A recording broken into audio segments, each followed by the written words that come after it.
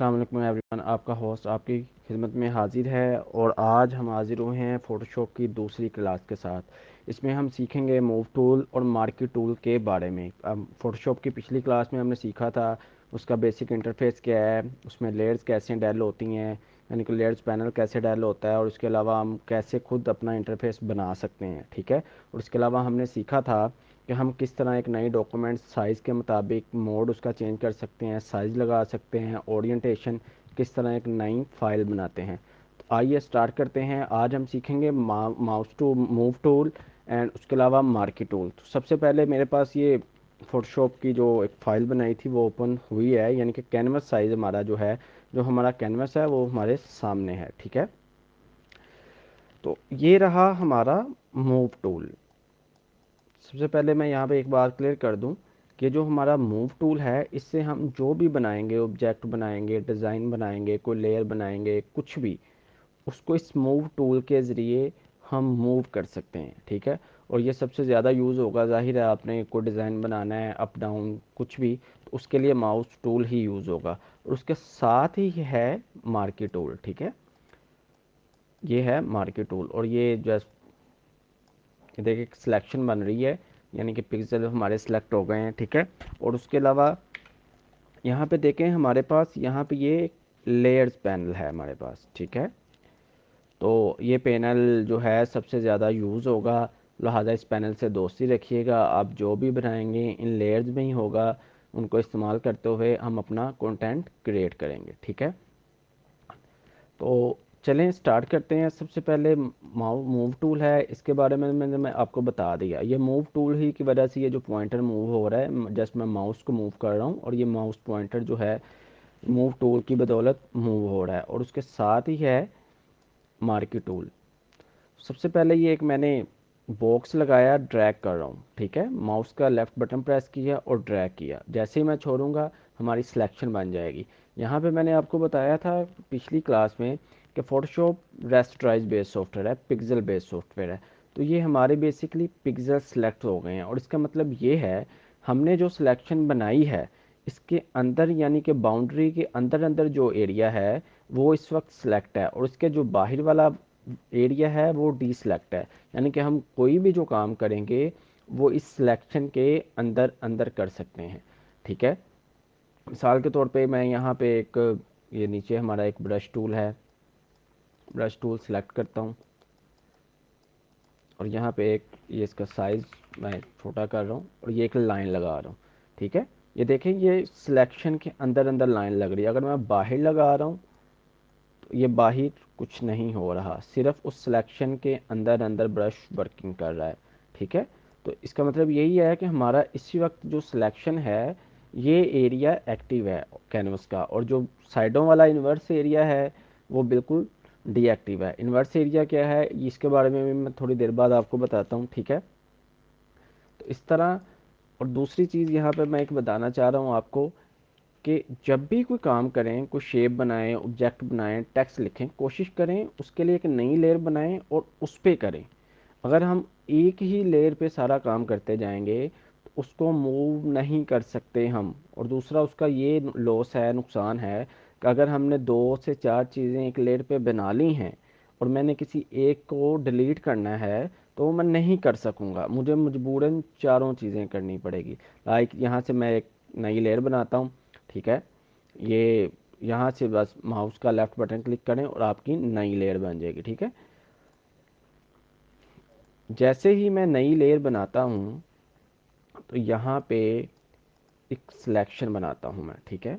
और उसके अंदर मैं कोई भी कलर, यहाँ से मैंने लेयर सेलेक्ट की और उसके अंदर यहाँ पे मैं एक चीज़ बताता चलूँ आपको, सिलेक्शन के अंदर फिलिंग के लिए यहाँ पे ये देखें आपको 2 बॉक्सेस नज़र आ रहे हैं, एक रेड है एंड एक ब्लैक है। आप इसका कलर चेंज कर सकते हैं। आप जस्ट लेफ़्ट बटन प्रेस करें माउस का और ये कलर पैनल आपका ओपन हो जाएगा, यहाँ से आप कोई भी कलर सेलेक्ट कर सकते हैं। ओके करते हैं, वो देखें। ठीक है। आपका जो कलर है वो सिलेक्ट हो गया और ये है फोरग्राउंड कलर। ठीक है। इसके नीचे जैसे ब्लैक कलर है उस पर भी लेफ़्ट क्लिक करें, आपका कलर पैनल ओपन होता है। यहाँ से मैं पर्पल कलर सेलेक्ट कर लेता हूँ। ठीक है। और ये देखें आपका कलर चेंज हो गया और ये आपका बैकग्राउंड कलर है। ठीक है।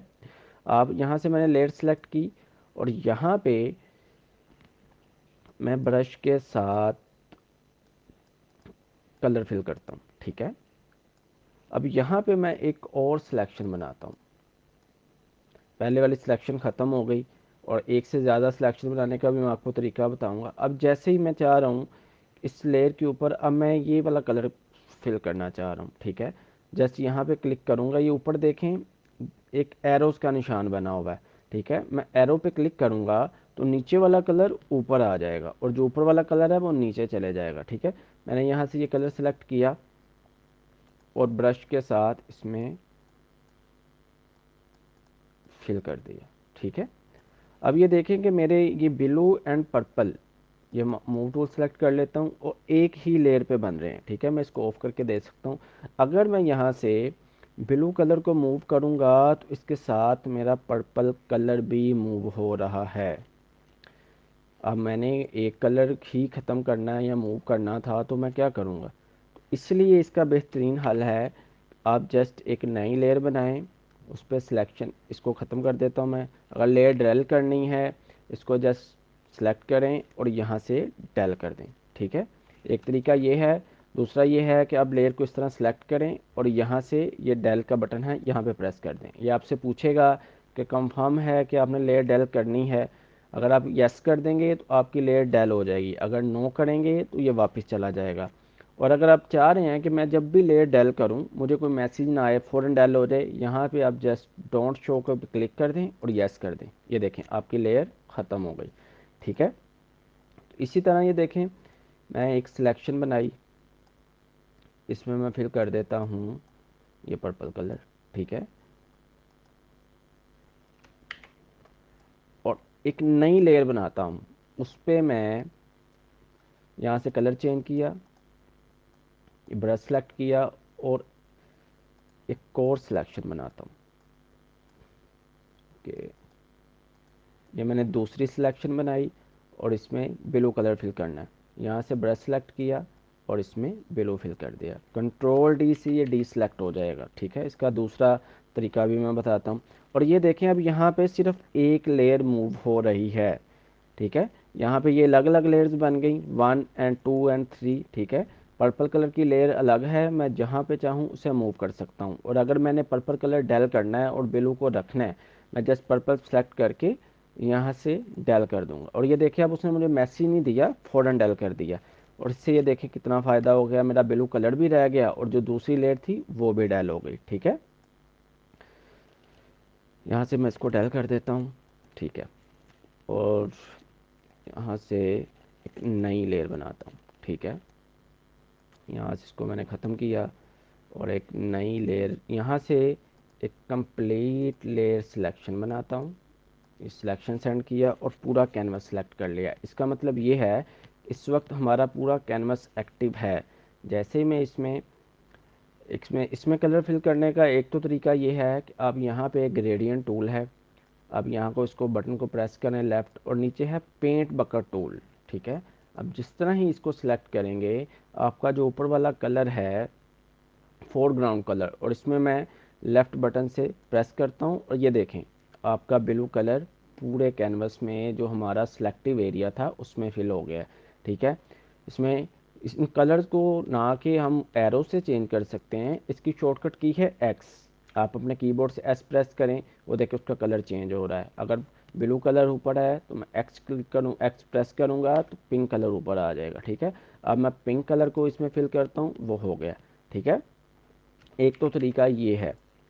ठीक है, अगर अब फ़ोटोशॉप में काफ़ी शॉर्टकट कीज़ हैं, मैं आपको साथ साथ बताता चलूँगा। और शॉर्टकट की का फंक्शन याद रखें सिर्फ ये है कि जब आप फ्लो में काम कर रहे होते हैं तो आप जल्दी जल्दी कीज़ दबाते हैं, उससे एक तो आसानी से हो जाता है और आपका काम करने की रफ्तार भी तेज़ हो जाती है। ठीक है, अब मैं दूसरे तरीके के साथ आपको फिल करके दिखाऊंगा। मैं यहाँ से कंट्रोल जी करता हूँ। ठीक है, कंट्रोल, ये देखें कंट्रोल जी किया तो ये बिलो हो गया, इसका मतलब है अनडू। अगर मैं कंट्रोल जी दोबारा करूँगा तो वो दोबारा वापस आ गया, कंट्रोल जी अनडू। अगर मैं एक से ज़्यादा बार कंट्रोल जी करूँगा तो उससे ये है कि आपकी हिस्ट्री चेंज होती है। जैसे ये मैं कंट्रोल जी कर रहा हूँ, ये वापस आया, कंट्रोल आल्ट जी करता हूँ, ये वापस आई जा रहा है। इसको मैं अभी तरतीब से एक डिटेल में बताता हूँ। ठीक है, मैंने ये लेयर सेलेक्ट कर दी, डिलीट कर दी, सॉरी। ठीक है, उसके बाद ये है कि दूसरा तरीका मैं बताना चाह रहा था सिलेक्शन करने का। आपने यहाँ से एक बॉक्स ट्रेस सिलेक्शन बनाई।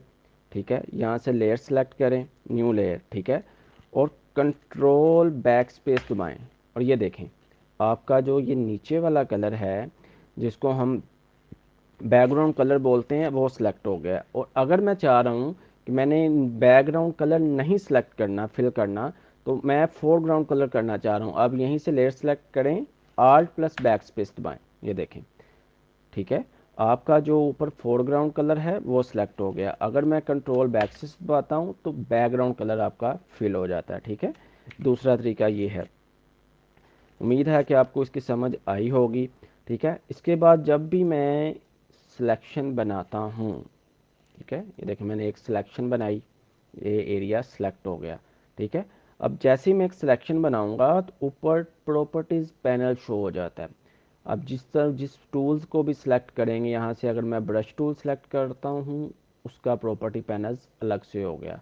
अगर मार्केट टूल सेलेक्ट करता हूँ तो उसका जो प्रॉपर्टी पैनल है जिसमें डिफरेंट ऑप्शन है वो खुद ब खुद ओपन हो जाएगा।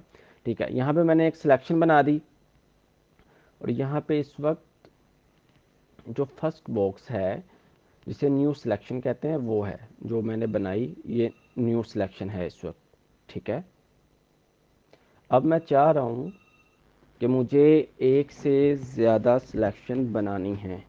ठीक है, तो उसके लिए मैं ये बटन प्रेस कर दूंगा। ठीक है, ये बटन जैसे ही प्रेस करता हूँ इसका मतलब है एडिट टू सिलेक्शन। मैं यहाँ पे एक और बना लेता हूँ, इसके अलावा एक और डिफरेंट सिलेक्शन बना सकता हूँ। अब मैं जैसे जैसे बना रहा हूँ जो मेरे पहले वाली सिलेक्शंस हैं वो ख़त्म नहीं हो रही। जैसे मैंने इस पर किया था जो मेरी जस्ट एक सिलेक्शन बन रही थी, मैं अगर ये दूसरी बनाता था तो पहले ख़त्म हो जाती थी। जैसे ही मैं इस पर सिलेक्ट करूँगा ऐड सिलेक्शन पे, तो एक से ज़्यादा सिलेक्शन बना सकूँगा। ठीक है, इसके बाद तीसरी ऑप्शन है, यहाँ पे देखें, सब्ट्रैक्ट फॉर सिलेक्शन। ठीक है, अब यहाँ पे 3 सिलेक्शन बनी हुई हैं, तो मैं कुछ भी सिलेक्शन बना के इन चारों को आपस में जोड़ सकता हूँ। लाइक ये देखें, इसमें एडिशन हो रहा है सिलेक्शन में। ठीक है, सिलेक्शन में एडिशन हो रहा है, 2 शेप्स जुड़ रही हैं। ठीक है, इसके बाद ये तीसरी ऑप्शन है हमारे पास, सब्ट्रैक्ट फ्रॉम सिलेक्शन।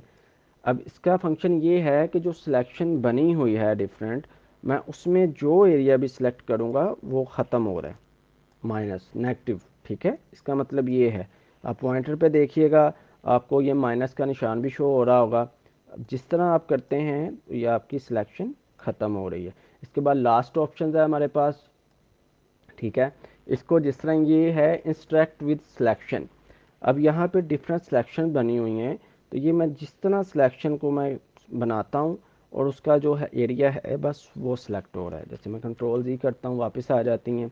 ये देखिएगा जैसे ही मैंने ये सिलेक्शन बनाई, पहले जो सिलेक्शन बनी हुई है उसका जो सिलेक्शन में एरिया आ रहा है वो, और जो नहीं है बस वो बन जाएगी। ठीक है, उसके अंदर जो जो आ रहा है। ठीक है, जैसे ये डब्बा बना दिया, ये नई सिलेक्शन बनाई, और मैं ये एक सिलेक्शन बना रहा हूँ। ये वाला जो एरिया है जो नई सिलेक्शन और पुरानी सिलेक्शन के अंदर आ रहा है बस वो बन गई जैसे ये। ठीक है, ऐसे उम्मीद है कि आपको मार्की सिलेक्शन के चार ही ऑप्शन की समझ आ गई होगी। ठीक है, अब यहाँ पे है कि मैं यहाँ पे एक वाइट बॉक्स लगा के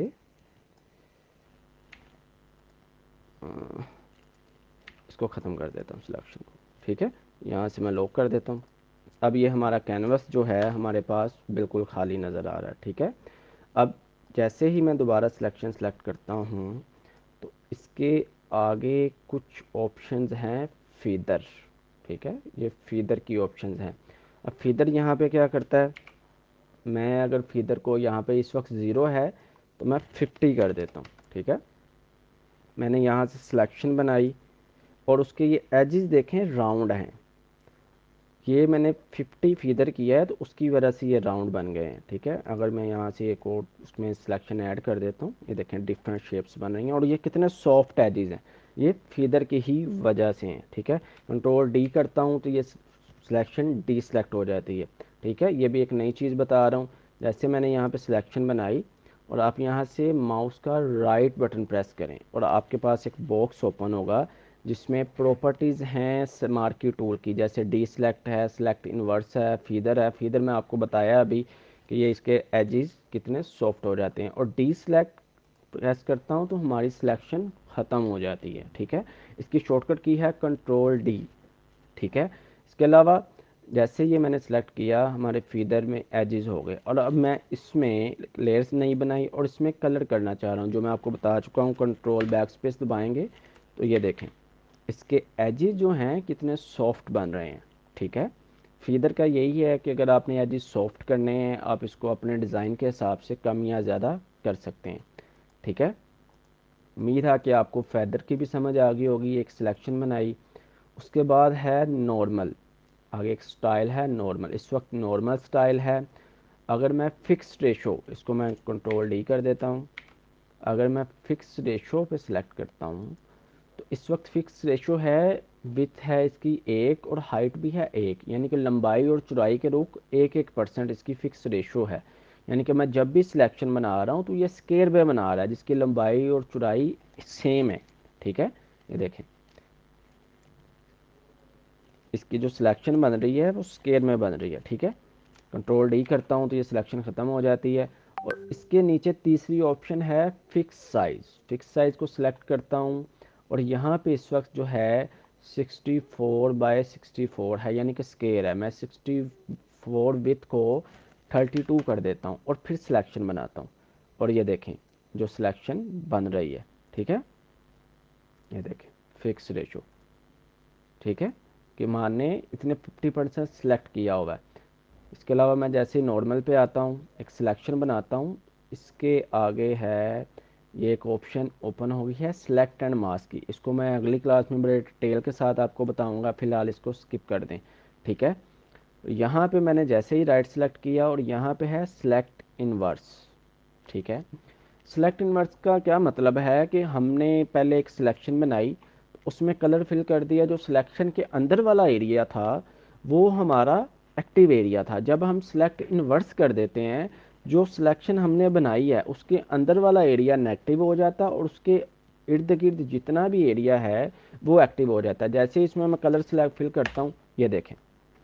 ठीक है, आपको समझ आ गई होगी। पहले जब सिलेक्शन बनाई थी इन्वर्स नहीं किया था, तब इस सिलेक्शन के अंदर कलर फिल हो रहा था। जैसे ही मैंने इसको इन्वर्स किया तो सिलेक्शन के अंदर वाला हिस्सा खाली है, वो डीएक्टिवेट हो गया, और जो उसकी बाहर वाली बाउंड्री है वो एक्टिव है, उसमें इस वक्त कलर फिल हो गया। मैं इसको अंडू कर लेता हूँ, ये देखें। ठीक है, इन्वर्स की उम्मीद है कि आपको समझ आ गई होगी, काफ़ी जगह पे इन्वर्स यूज़ होता है और डी सिलेक्ट वगैरह। ठीक है, इसके अलावा ये डिफरेंट प्रॉपर्टीज़ हैं, फिल है, ट्रांसफॉर्म, लेयर में एक सिलेक्शन, ये भी इंशाल्लाह आने वाली क्लासेस में मैं आपको डिटेल से बताऊंगा। उसके बाद आपको जैसे ही आप ये बटन प्रेस करके रखते हैं तो रेक्टेंगल मार्की के अलावा नीचे एक आपको नज़र आ रहा होगा गोल सर्कल। ठीक है, इलिप्टिकल मार्क टूल, जैसे मैंने ये सिलेक्ट किया तो ये एक सर्कल बना रहा है। ठीक है, और इसमें आप जैसे ही लेयर सेलेक्ट करके बैक स्पेस करेंगे इसमें भी कलर फिल हो रहा है। अगर इसको इन्वर्स करते हैं हम, कंट्रोल जी किया और मैंने यहाँ से इन्वर्स सेलेक्ट कर लिया और मैं कलर फिल करता हूँ तो ये हो गया कंट्रोल बैक स्पेस से। ठीक है, ये बैकग्राउंड कलर हो रहा है। कंट्रोल जी करके आर्ट बैक स्पेस दबाऊंगा तो ये फोरग्राउंड कलर सेलेक्ट हो रहा है। ठीक है, उम्मीद है आपको इसकी बार बार बता रहा हूँ ताकि आपको याद रहे, और ये शॉर्टकट कीज़ हैं, कोशिश करेंगे ज़्यादा से ज़्यादा यूज़ करें, इससे आपका काम करने का जो फ्लो है वो बढ़ेगा। ठीक है, मैं कंट्रोल अंडू करके कंट्रोल डी प्रेस करता हूँ। कंट्रोल डी से आपकी जो भी सिलेक्शन है वो ख़त्म हो जाती है, डी सेलेक्ट हो जाता है। ठीक है, यहाँ पे एक चीज़, ये सर्कल है, इसको आप ओवल शेप में भी बना सकते हैं। ठीक है, ये ओवल शेप में बनाया है मैंने, इसमें कलर फिल कर दिया। ठीक है, ये देखें, कभी मैं कंट्रोल बैक स्पेस कर रहा हूँ, कभी आर्ट बैक स्पेस कर रहा हूँ। ठीक है, ओके, कंट्रोल डी किया तो ये सिलेक्शन और ये देखें यहाँ पे एक और चीज़, मैं इसको बड़ी आसानी के साथ मूव कर रहा हूँ क्योंकि इसकी लेयर अलग बनी हुई है। अगर ये एक भी ही लेयर पे बने होते तो मैं इनको मूव ना कर सकता और उसको मैं आसानी से ख़त्म भी कर सकता हूँ। आपने लेयर सेलेक्ट की, एक तो मैंने आपको तरीका बताया कि यहाँ से डेल कर दे, दूसरा आप जस्ट यहाँ से लेयर सेलेक्ट करें, बैक स्पेस दबाएं, आपकी लेयर डेल हो जाएगी। दूसरा ये है आप डेल दबा दें, कीबोर्ड पे आपके मौजूद है डेल बटन, उससे भी आपकी लेयर ख़त्म हो गई। फोटोशॉप में ज़्यादातर बैक स्पेस और डेल का एक ही किरदार है, ठीक है। दूसरा एक चीज़ यहाँ पे बहुत इंपॉर्टेंट, अगर आप चाह रहे हैं कि मेरा जो सर्कल है बिल्कुल राउंड में बने, उसके लिए आप शिफ्ट प्रेस करके शिफ्ट दबा के रखें और माउस से ड्रैग करें। इससे आपकी सिलेक्शन बिल्कुल राउंड में बन रही है, ठीक है। ये देखें, मैं जैसे ही माउस को ड्रैग कर रहा हूँ और शिफ्ट का बटन प्रेस किया हुआ है तो ये सर्कल में ही बड़ी और छोटी हो रही है, ठीक है। ओके, इसके बाद डिफरेंट्स हैं, लाइंस हैं, सिंगल कॉलम है, ये भी इंशाल्लाह आने वाली क्लासेस में बताऊंगा, क्लास बहुत ज़्यादा लंबी हो रही है। और इसके अलावा शॉर्टकट कीज़ में अगर आप शॉर्टकट की चाहें तो यहाँ पे एक है सेलेक्ट की ऑप्शन। जैसे ही आप ये सिलेक्ट करते हैं, यहाँ पे देखें काफ़ी कंट्रोल आल जितनी ब्लेड्स है सेलेक्ट हो जाती हैं। रीसेलेक्ट है, कंट्रोल शिफ्ट डेल, डीसेलेक्ट है, ऑल लेयर्स है, आल्ट कंट्रोल है। ये डिफरेंट शॉर्टकट कीज़ दी हुई हैं जो आप यूज़ करके अपने आप काम का जो फ्लो है उसे बढ़ा सकते हैं, ठीक है। और अक्सर औक़ात आप जब भी काम करें कोशिश करें शॉर्टकट की इस्तेमाल करें, ठीक है। उम्मीद है कि आपको आज की क्लास बड़े अच्छे से समझ आई होगी। आज हमने डिस्कस किया mouse tools and market tools, inverse क्या है, डीसेलेक्ट क्या है, लेयर्स क्या क्या रोल है। तो इनसे मुतालिक कोई भी क्वेश्चन हो आप मुझे कमेंट्स करें, ठीक है। तो इंशाल्लाह आने वाली क्लास में मैं मज़ीद आपको फ़ोटोशॉप के जो टूल्स हैं उनके बारे में हम डिस्कस करेंगे। तब तक के लिए अपने होस्ट को इजाज़त दीजिए। अस्सलाम वालेकुम।